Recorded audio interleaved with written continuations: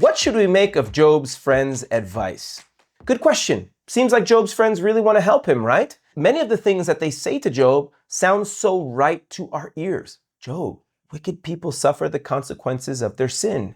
Job, turn back to God and things are going to get better. Is that what's really happening? I don't think so. Here's how we know.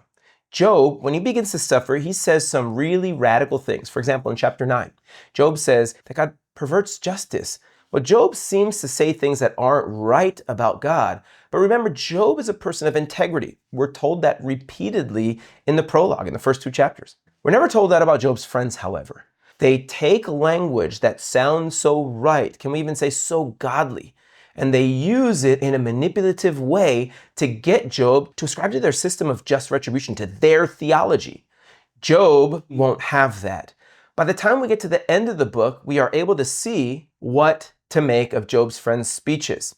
In Job chapter 42, verses 7 and 8, we read, "After the Lord had spoken these words to Job, the Lord said to Eliphaz," Job's first friend, "My anger burns against you and against your 2 friends, for you have not spoken of me what is right as my servant Job has." Hasn't God been paying attention to what Job just said about him in the previous chapters? And Job's friends sound so right. What do you mean they haven't spoken rightly? Well, Job's friends used all of this right-sounding language to create a system in which God was also simply a player in their system.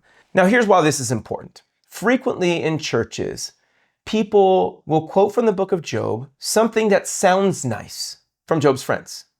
God says, "They spoke wrongly about me." Let's not quote them out of context as if they're doing something different.